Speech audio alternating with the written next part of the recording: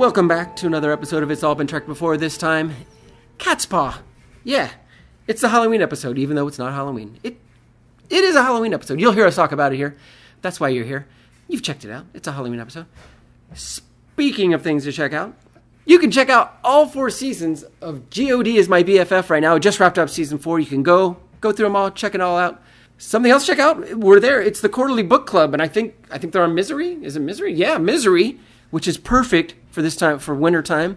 Although it's 75 degrees outside probably. Check out the quarterly book club. They're reading Misery by Stephen King. Always good to read Stephen King, so check that out. You can catch up with those guys. Just another feature here at IABDpresents.com. Just like this feature, It's All Been Trekked Before. This is the Catspaw episode of It's All Been Trekked Before. Welcome out to another episode of It's All Been Trekked Before. We have many regulars here. This is Steven. Colleen. With Zoe. And Jimmy-Jerome is here as well. Today we're discussing Season 2, Episode 7, Catspaw. Yeah. This is one that I've always, when we mentioned in the last episode, I really didn't have a strong memory of it, and I don't remember ever seeing it that much. And, I probably saw more Season 3 episodes, or they ingrained in my head more than this one, and maybe it's with good reason, because I didn't hate this episode, but I didn't love it. That's for sure. Yeah. I mean, there wasn't anything glaringly bad necessarily. Right. Other than the cat. I mean, the giant cat effect. I mean, the neighbor, the nice tabby running through a small set to make it look gigantic. But other than that, and I didn't even hate that. It was just not very good. I excuse 60s special effects. True, fair. I'm only thinking of in story terms. Right. And there weren't too many glaring plot problems. It just wasn't a very interesting episode. Yeah, I felt like on a broader thing, and we dive more into this, but it took so long to even get into who these creatures were and the transmuter and where they came from and all that. And then even then, we didn't really get to learn a lot about them, that I thought there was a story in there, that there's more of the Star Trek kind of story rather than all the hocus-pocus, Halloween-y kind of stuff. But yeah, and it just took so long to get there. I kept comparing it to, okay, this is True Lane again, or Apollo again. Yes, and and that's the other thing, yeah. Except with a dose of, Rocky Horror, I guess, because there's, some sexual aspect to it. Yeah. There's, aliens that have come with this technology. I will say probably the most interesting aspect of the episode, whether it's from a sexual aspect or not, is that this creature that is Sylvia, is when she starts talking about going through all these sensations, and of course Kirk looks for that opening well, oh yeah, here we go, it's time to move in. And of course he's acting to save the ship or whatever, but I thought that was a more interesting part of her, this creature experiencing these sensations and everything, and this will happen a couple more times, at least 2 or 3 more episodes, I think. So that part I thought was interesting, but it's very quickly done away with, and we're on to the all too quickly done away with. Unlike a lot of the rest of the episode, took so long to develop, I thought. Colleen? I didn't hate it. Yeah. I thought it was fun. Yeah. But I like Halloween-y stuff. Well, and I did read this was specifically, it was aired October 27th, 1967. It's a shame this is now December. So we didn't air it. That's right. At Halloween. That's right. And because this was actually Chekhov's first, Walter Koenig's, it was his first episode that he produced with him in it. Oh. This was originally supposed to be Chekhov's first episode, and then they're like, no, it's going to be a Halloween episode. Oh, they filmed this one. That's why he had the funny wig back again. Gotcha. And that's why they made the point of, he's green and blah, blah, blah, when he's left on the Enterprise. So. I liked the Halloween trappings. I wish they would have committed further to that instead of giving us this other story. If they'd stuck with the witches and the magic and the... One or the other, something, yeah. Yeah, I think I would have enjoyed that. I don't like to mix my sci-fi and fantasy. I like Star Trek that they usually give some... And eventually in this episode, they give that justification for, okay, here's where the power's coming from. But, when she's got the Enterprise necklace and she's doing all that stuff, I'm like, I just never feel good about it. I want to... That's a different reality than I'm used to. But then once they explain it, it's like, okay, I get it. But I was just going to say I like that they explain the magic with science. Because yes, exactly. I did too. Star Trek isn't... I did too. Yeah, Star Trek's not a show where magic would really fit. Up until then... It's not like Star Wars where it's like, use the Force. There's no magic in Star Trek. Exactly. And that's what going in it took me, and then when that's what was going on, it took me out of it. I knew there was going to be some explanation, and I could tell Spock was working on it. So, and the explanations, I think, what reminded me of Rocky Horror, because they've got that the aliens have that technology. Oh yes, ray or whatever, yes. the transmuter ray. Transmuter. Yeah, and so that, I guess that's where my mind went. I loved that all it took was if Kirk just would have taken that from him and smashed it earlier. Yeah, No I kept credits. thinking it was the crystal she I did was too. wearing. I did too. So clearly, we do not remember this episode that well. But then the guy, what was his name? Korob? Yeah. He was afraid of her like she had the power. Right. So that part didn't quite... I didn't understand. I mean, I guess he wouldn't want to ruin the illusion either, because clearly as soon as the illusion's done, they just, like, die. Yeah, and they had a... Yeah, that's what I didn't understand either, was... I guess I thought the technology was probably keeping them alive, so maybe I that's guess why so, he when- wasn't willing to smash it. I guess that makes sense. Kind of surprised this was directed by the regular director, Joseph Pevney, because the direction felt different. It did seem weird. And there, speaking of Korob, there were... Every other shot of him was that weird super close-up. Mm-hmm. And I don't know what that was, why that was. Maybe Theodore Marcuse just likes close-ups. Tragic thing about him, he died a month after this episode. Oh. The car accident, yeah. After they filmed it or it aired? After they filmed it, I think. Did Or Sylvia after kill him? Like out of I don't know. It was a car accident, I think I read. And he'd done a lot of guest stuff before this, I think. Yeah, he had a credits lot of acting through in the next couple of years, because Yeah. I guess they pre-filmed stuff. But maybe that. yeah, because it does say he died in 1967, but he's got credits okay. up through 1969. Oh, okay. I mean, even a television guest star credit. Oh, there you go. Yeah, I mean, he has quite a few credits. Best known for the Cincinnati Kid, the Picasso Summer, Hitler, the 1962 movie Hitler. Huh. Not familiar with that one. I'm not either. He was in he guest starred in a television series called The Cat. Huh. Which is funny because of this. Yes.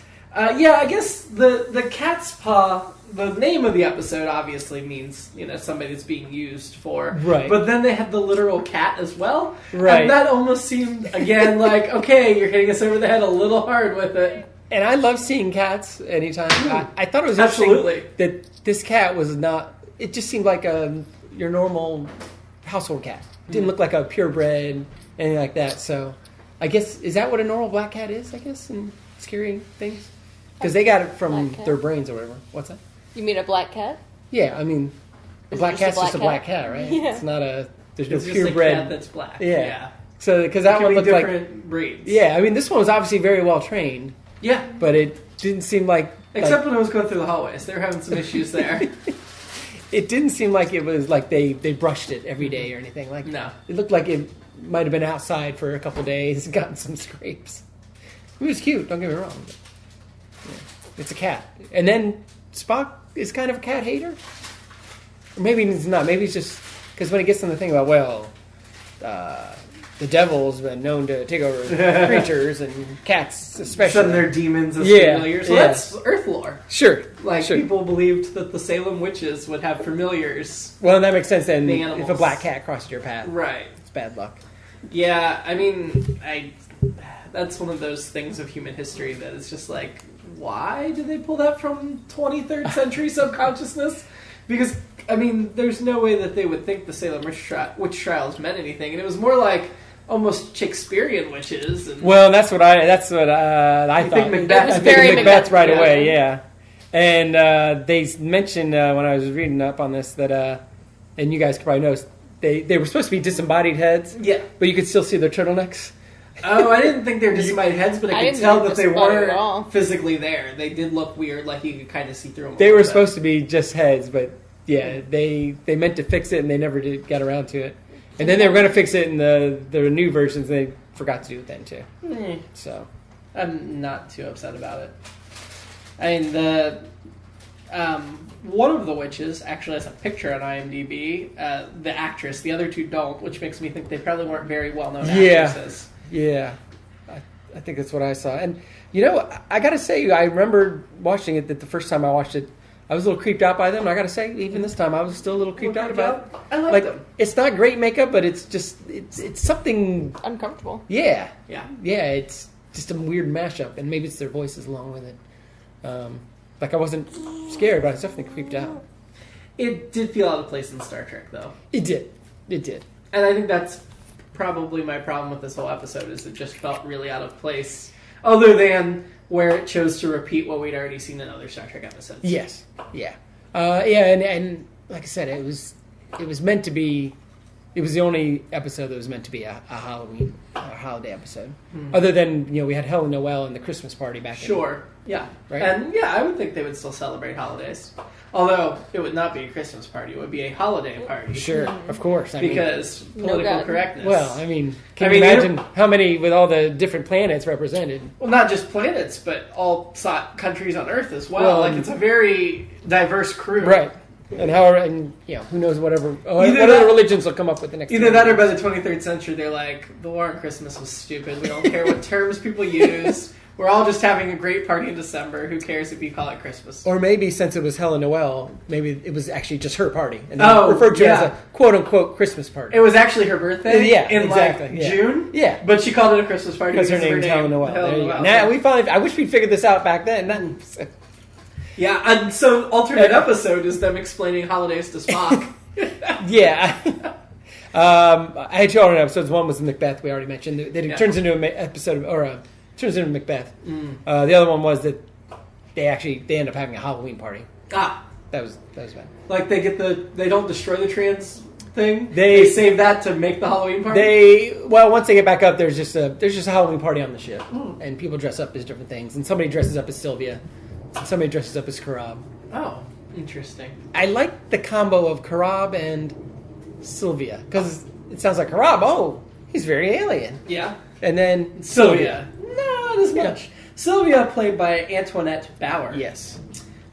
Who was most famous for Neon Rider, Prom Night, and the evil that men do. So not exactly A-list. She's still around, I think, right? She looks like she is still alive. Yeah. She's German. She was born in Germany. Yeah.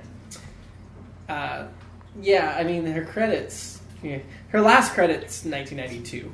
Oh, wow. From that television show Neon Rider that she did 42 episodes of. Looks like a horse show. Huh. So, but she's got some horror movies and things. Yeah, she was good. Yeah, I read that one of the... Or fine. I don't know if I'd say she was great. One of the people in the production said she was the most professional guest star they had the entire run. Really? Yeah. So...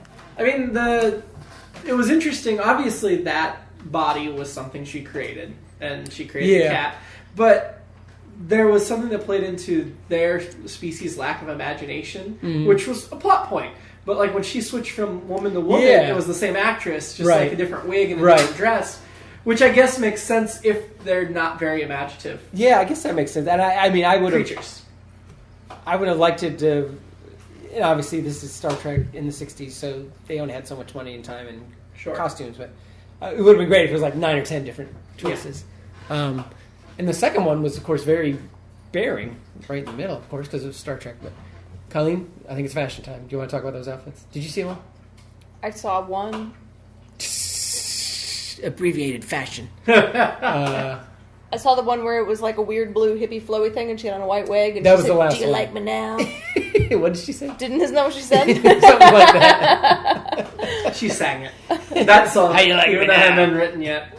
Well, that was the third one. Then she had a regular one. Then in between was kind of a thing that there was a triangle in the middle that was her bare midriff was like a triangle, but she didn't just show anything.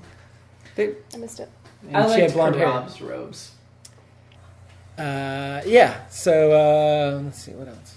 I thought it was odd that Kirk called Bones Doc several times. Yeah. Which I don't remember him ever doing before or after.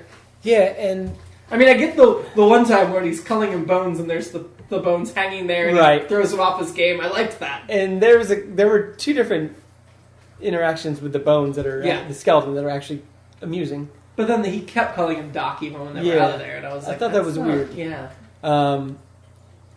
And another hard part of the episode for me, and maybe it was going in just knowing where it was going to go to an extent, was, you have Jackson die at the beginning, and it's very gray, but then you get all this haunted house stuff, and they bring it back around oddly enough at the end when Kirk's like, well, it's all illusion. He's like, no, it's not. I have a man who's dead, blah, blah, blah. It's like, all right, and then that's it. They're out. The episode's over, so...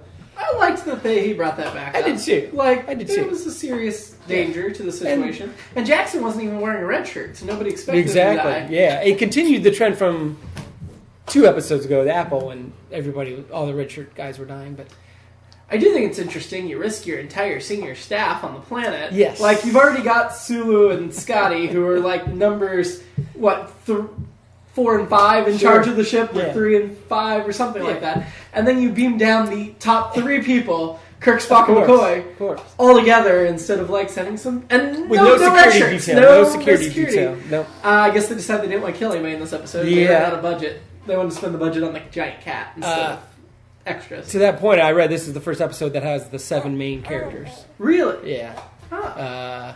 I did notice they were all present. Yeah. And they all got a little bit to do. But as much as I want to complain about send all your senior crew down, because Uhura, I don't think, is in the chain of command, like at the top, even though she should be. Right.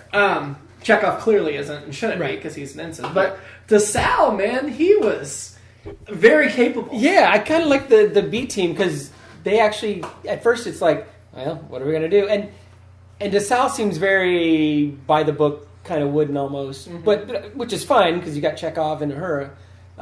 But he's the one that figured out how to defeat the Image. Yeah, which I thought was cool. And then I think this is his last episode. And then he's out. Yeah, he only did 3. Which is a bummer. Yeah, he was in 2. He was in This Side of Paradise and The Squire of Gothos. Oh, of course.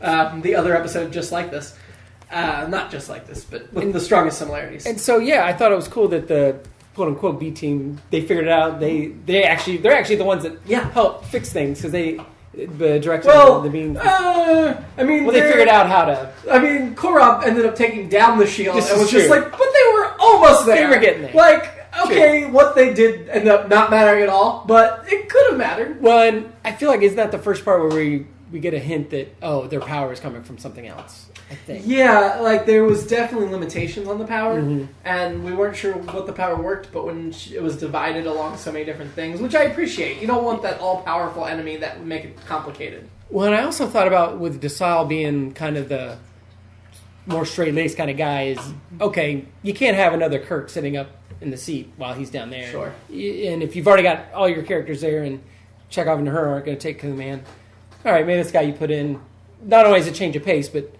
you don't want to have, I want to see more of this guy, not Kirk, or whatever. But Scotty spends a lot of time on the bridge, probably more than he should as chief engineer. Yeah. And they mentioned that he was Scotty's assistant chief engineer. That's right. So he's probably used to being in charge of the engine room when Scotty's not where he sense. should be doing his job. He also has that great line about, is it, I'll bet credits to Navy beans? Is that what he says? Yeah. What the hell does that even, is it like dollars to donuts? I think so. I think so, but why Navy credits beans? are their money. Right. But I don't get the Navy beans. It's something that travels well in space. Maybe donuts don't travel well. Oh, hey, look at Kirk mid-season. Donuts travel well in space. Yeah, I'll bet you credits to Navy beans. That's the exact quote. I mean, when you Google credits to Navy beans, you get a bunch of Star Trek listings. Yeah. Clearly that wasn't something they just... Yeah, I don't know exactly what... I just thought that was very bizarre when he said that. While we're on the B team in space... Sure. This is my one... one so far. When they heat up the ship with the Enterprise necklace, I enjoyed seeing Uhura sweating. I can't even justify that any other way other than... Yeah. Although it was very carefully placed beads of sweat on Oh, her. yes. Meanwhile, Chekhov and DeSalle are just pouring with sweat. Chekhov and his great big wig. I bet none of the extras on the bridge had any sweat on. I bet they did. They only worried about the 3 with There was lines. not time. Yeah. How do they tell when Jackson dies and he has the voice come through him that the ship is cursed or the planet's cursed? How do they affect that? Because I guess it's the same way they were able to raise the heat and all that stuff. So I guess that makes sense. It looked like his mouth was moving slightly. Yeah. She had the image of him, and she could project. Oh, through that's it, right. I They guess. did say that. They had. I I wanted to see the. It should have been a voodoo doll. I wanted to It see should have been a voodoo doll. the Jackson doll. Yeah, I do like that the lack of imagination that when she realized she couldn't fight them as a woman, she just became a bigger cat, Right. and it was the same cat but bigger. Because, you think, like, what they were doing, that she should turn into a dragon. Right. Or right. something, a werewolf, I don't know, something scary. But instead, she's just a bigger house cat. Yeah. She could have just become a bigger her. She could have. Yeah. But they wouldn't get all the fun shadows of the cat when they couldn't quite film it right. And and for some reason I thought, when I saw before, that at the end the creatures died like slow motion. Mm-hmm. For whatever reason that was in my head, but I do like how weird they look at the end. I loved the creatures. Yeah, I mean, they look like they were too. created with, like, felt and hot glue Right. They gun, look whatever. like Muppets, like Jim Henson. Yeah, They did, a little bit. And I think it's just a good... But they were cool I looking. do too, and I don't get why Spock is... They're like, well, they're dead, we can't study them anymore. It's like, I think Yeah, you still take them back to the ship. I think you can. I mean, I don't get why they fell over and smoke started pouring out of them. right. But That was their magic. They're very well... they don't have magic. It was science. They're aliens unlike any they've ever seen before. So But maybe they- that's what they do when they die. They turn to smoke. But I give them credit for making them so odd. I do too. Because so many yeah. aliens are so humanoid. This was like a Horta level. I agree. I Think outside the box. I forgot that happened until And they we were got tiny. very close to it. Yeah, and They're like little shrimp I tails. love that. So, Yeah. because somebody... And you could tell immediately which one was Sylvia and which one was Korra. Which, like, even though they Right. were these ridiculous little Yeah. homemade things, Yeah. like, there was personality to them. Yes, and Kirk or Spock says, "Did you come in a ship?" or something like that, or they ask about it. So, I imagine them coming in a cute little ship. Tiny little spaceship. Tiny little I spaceship. think they came through the trans thing. Yeah, I'm sure But they did, but I still want to believe they came in a tiny little At spaceship. least they didn't have Kirk walk over and step on them. I mean, that would have been much worse. I get some core up on my boot. Sylvia's trying to seduce Kirk or whatever, or trying to talk him into, the things we could learn about each other. Yes. And I think it's Karab says, "Don't let her touch the wand, Captain." Spock. Oh, it's Spock? Spock. Yeah. Definitely the dirtiest thing said in this episode. I thought it was interesting. Karab didn't seem jealous. No. Like, as he was looking through, my first thought is he's going to be That's jealous. what I thought. That's what I kept thinking But would happen. But that, I think, was also Rocky Horror to me. Like, they have a brother-sister relationship. They don't have a yeah, that's a good point. romantic relationship. That's a good point. Which, again, I think was a different choice than what typically would have been done here. Yeah, I think you're right. And made them seem more alien and more interesting. I know we talked about this a little already, but it was destroying the No, I'm screwing it. Transmuter. Sure. That seemed like a simple way out. But it makes sense that was their Yeah. source of power and the wand. And again, that points back to the... Yeah. That was what they did. Whatever it was, them deciding to put it in that wand played into the thing. But I like that it was a wand. It kind of lended Yeah. it to the magic element. yeah, exactly. Yeah. It was simple, but did we really... What was the alternative? Kirk was going to talk them into letting them go, which he's That's a done good- how many times? Yeah. Like, I don't know that there was a better way to end it. Yeah, and that would have taken a ton of time, too. Except, there should have been some remorse of, we just killed this species, and we don't know if they're the last two of their species, we don't know where they came from, or... And we did need another fight scene, because the fight scene between Kirk and Spock and Yeah. and our crew, Hypnotized hypnotized crew was And not that great. the chubby Sulu, Yes. whoever that actor was, the stunt double, he was considerably chubbier than George Takei. And I feel like Takei, whenever Sulu gets knocked out, he has to fall, Yeah. hit his head, beat, out. Yeah. Sulu and Scotty were pretty much wasted in this episode. I Those know, could have been it's a two bummer. other crewmen. Yeah, exactly. I mean, I felt, to me, the thing Kirk needed, because you don't need, she wanted them to leave, and then she didn't want them to leave, and that was kind of confusing motivation-wise. But to me, Kirk's motivation should have just been, give my crew their minds back and we'll leave. Right. But he never offered that. Right. He wasn't like, when she said leave, he wasn't like, just let me take Yeah. them and we'll go. Yeah. Because he should have. Right. Like, you can have this planet. It's a black and white, uninteresting, Exactly. bland planet. You clearly haven't been here very long because it was already surveyed and you weren't here. Right. Let us go. Yeah. We'll just tell people to stay away from this planet. Exactly. It's yours. And if we want to come back, we'll know what we're getting into. But yeah, Right. I thought that was...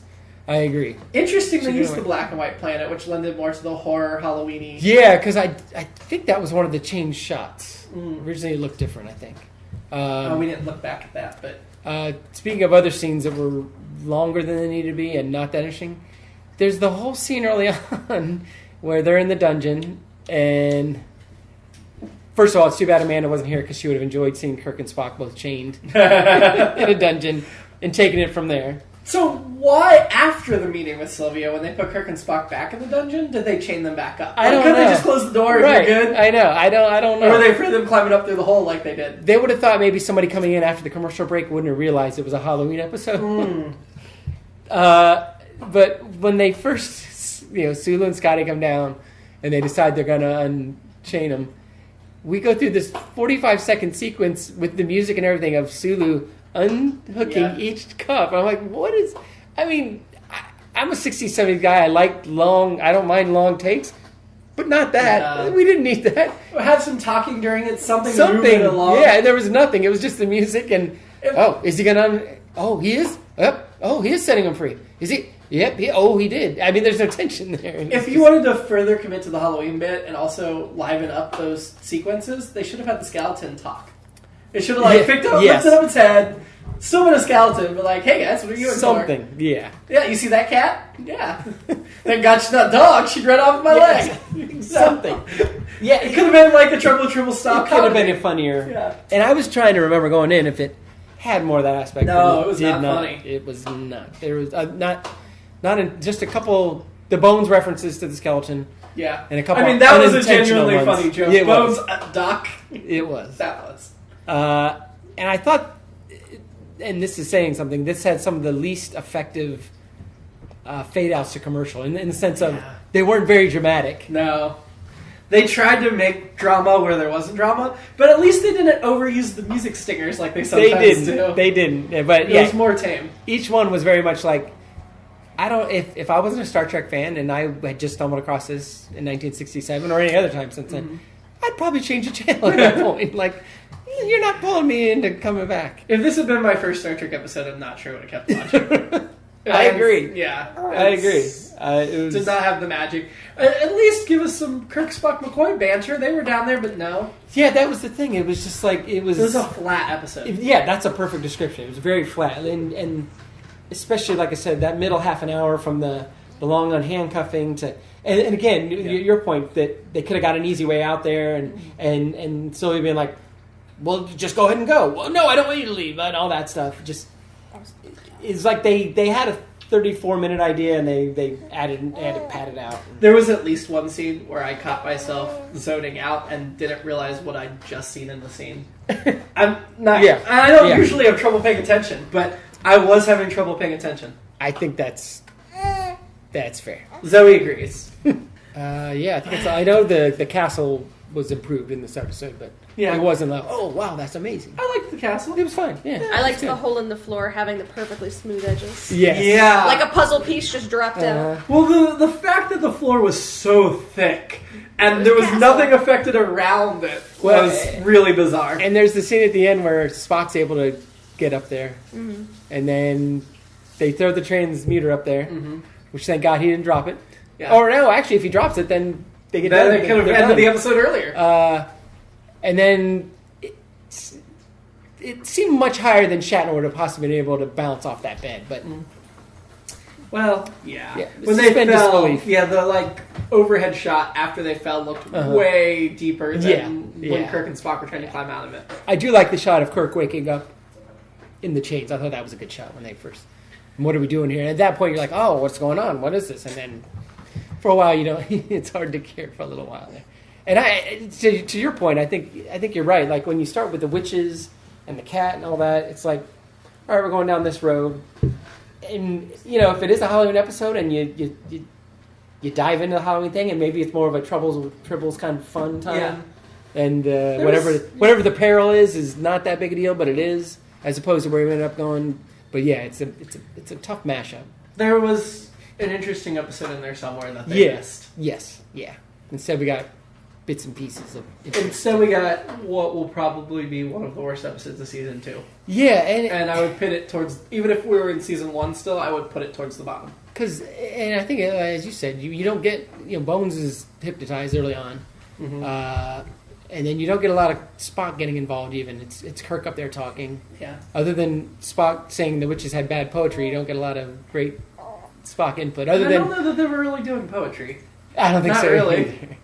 And I mean, other than Spock's trying to figure it out, and that's the one thing that keeps you grounded in All right. And when he keeps saying it, I can't explain it, but he's trying to figure it out. So yeah, it is what it is. For lack of a better idiom. Above or below who mourns for Adonis? I think I'm with you. I think we got to go below. Yep. I think so. That one was easy. Yeah. Sylvia knocked Marlena off for you? I got to stick with Marlena. Yeah. What about the alien Sylvia at the very end? It was kind of interesting. The little. If blonde Sylvia had been around a little longer, one of the blondes, not the white-haired one, the second one. That was all too brief. Stick with the Valiant who discovered sex. Colleen, do you have it? My last pick was the girl that actually fought, right? No, Commodore Decker. Who was that? The guy that sacrificed himself into the maw of the giant machine thing. Yeah. Last week. He was older guy with a scruff. Oh, that's right. He was pretty hot. Yeah, I'll stick with him. All right, fair enough. Okay. The cat was attractive. Yes. But cats are always a plus. But yeah, no. Okay, so next week we'll get back to something better. What is the episode next? I believe so. Hang on. It's Mud, isn't it? Oh yeah. It is. It's I'm Mud. Yeah. All right. Which, we had such bad opinions of Mud's women that I'm Mud has to be great, right? It has to be. It has to be. Or at least because otherwise, why are we all like, yay, Harry Mudd? That's a good question. Yeah. Do we just love the character but not the actual? Shape? I'm really excited to see the version of Harry Mudd that's going to be in Star Trek Discovery. Oh yeah, played by Rainn Wilson. Rainn Wilson, yeah. Yeah, that'll be fun. But Roger C. Carmel, I think Rainn Wilson can do it, but Roger C. Carmel leaves big shoes and shirt to fill. I forgot until the other day that Rainn Wilson was in Galaxy Quest for another Star Trek reference. So. Sure was. That was thanks to the guys at How Have You Not Seen, the podcast. And it looks like they're all 7 of the core are in that episode as well. There we go.